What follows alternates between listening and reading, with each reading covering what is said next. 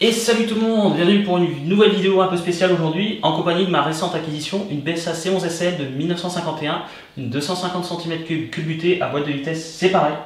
Donc c'est une C11 SL car elle est équipée de suspension à l'arrière et d'une boîte 4 vitesses, contrairement à la GL qui a des suspensions mais une boîte 3 vitesses, et il y a aussi la G qui a un cadre rigide avec une boîte 3 vitesses. Donc cette moto va me permettre d'illustrer une petite série de vidéos intitulée Restaurer sa moto ancienne, qui sera principalement valable pour les motos d'avant 60, c'est-à-dire d'avant l'arrivée de la moto moderne. Qu'est-ce que la restauration? Il y a deux types de restauration, la remise à neuf et la remise en route. Concernant la première, n'importe quelle moto pourra faire l'affaire.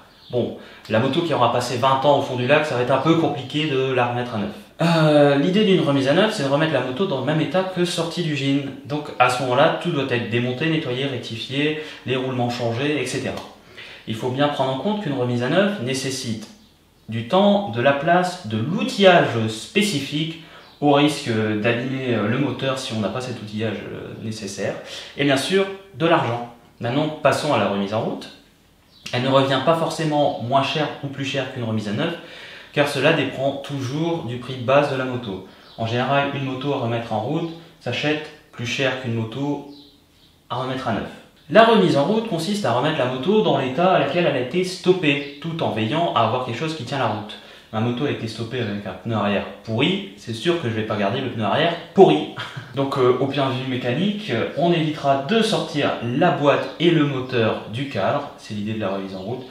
Éventuellement, on peut démonter le moteur, puisque dans le cas d'une distribution à tige de culbuteur, on peut démonter le haut moteur sans dérégler la distribution et en laissant en fait tout le bas dans le cadre. Mais c'est pas forcément obligatoire, je reviendrai dessus plus tard. Dans l'idée, une remise à neuf équivaudra à une moto avec 0 km au compteur, tandis qu'une remise en route, dans mon cas, sera une moto avec 37 000 km. Donc comment trouver la bonne base pour une remise en route? C'est ça le plus compliqué.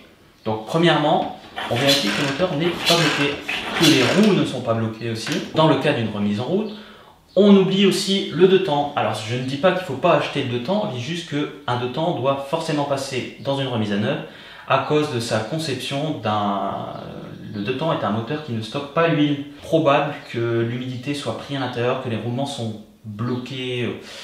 Enfin bref, le deux temps il part en remise à neuf. Donc pour une remise en route, on privilégie le 4 temps dès le départ. Déjà, on vérifie le cadre, on regarde les soudures, est-ce qu'il y a des fissures? Non, ah, c'est un bon point. Ensuite, on va tâtonner le réservoir un peu partout, voir s'il ne s'affaisse pas. S'il s'affaisse, ça veut dire que le réservoir est arrivé à un stade de corrosion avancée. On vérifie aussi les jantes. Est-ce qu'elles sont rouillées, percées? Est-ce que les rayons sont à un stade pareil de corrosion avancée? Est-ce que je dois les changer? S'il y en a un, deux, trois, ça va. S'il y en a plus, ça devient compliqué, puisqu'il faut faire un rayonnage complet. Il faut, pareil, de l'outillage spécifique pour centrer la roue. Ensuite, on contrôle aussi les niveaux d'huile. Pourquoi? Parce que si la moto a été stockée avec son huile à l'intérieur, c'est une moto qui a été protégée de l'humidité. Moi, j'ai vérifié, j'ai de l'huile qui arrive à ce niveau-là dans le réservoir d'huile. C'est gras, ça suinte. J'ai kické, ça fuit un peu. C'est une moto qui n'a pas pris l'humidité, ça se voit. Bon, l'aspect rouillé, c'est tout à fait normal. Les blocs fonte, rouillent très rapidement. C'est le cas de ma voiture, ma Volvo. Le moteur il est rouillé à l'extérieur, c'est un bloc fonte. Les tracteurs aussi, c'est pareil. Et ça fonctionne bien. On vérifie qu'il y a une bougie sur le moteur. Pourquoi?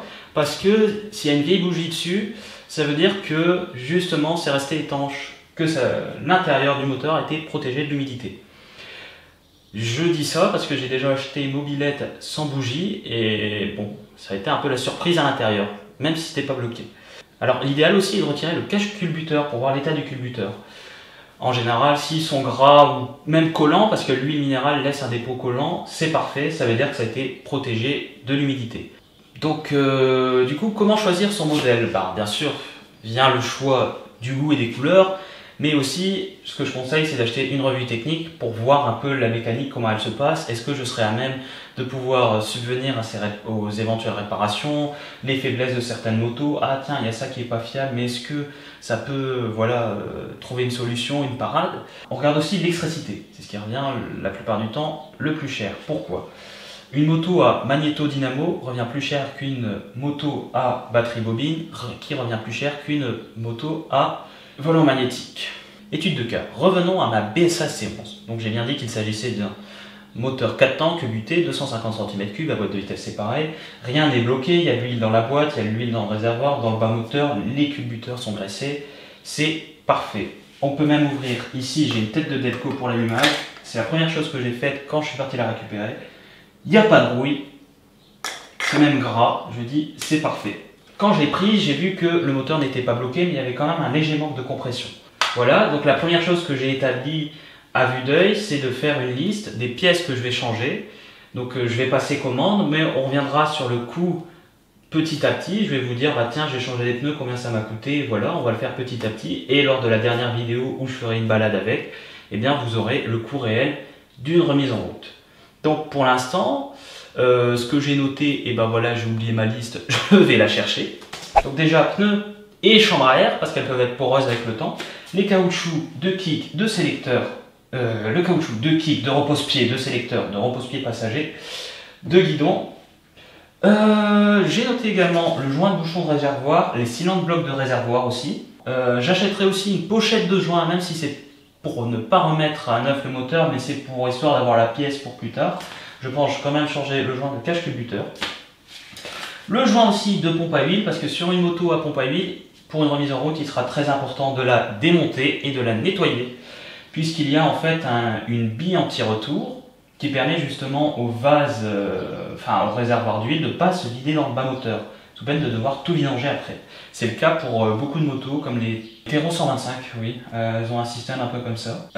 Moto Bécane, on a vu que non, c'est un système de barbottage. Donc on a noté aussi tout le faisceau électrique qui a été bidouillé. Alors le phare n'est pas d'origine, c'est un phare Moto Bécane. Il est refabriqué. Le régulateur aussi a été bidouillé, mais sur les sites anglais, on retrouve des régulateurs électroniques prêts à monter. Donc on va passer sur un régulateur électronique.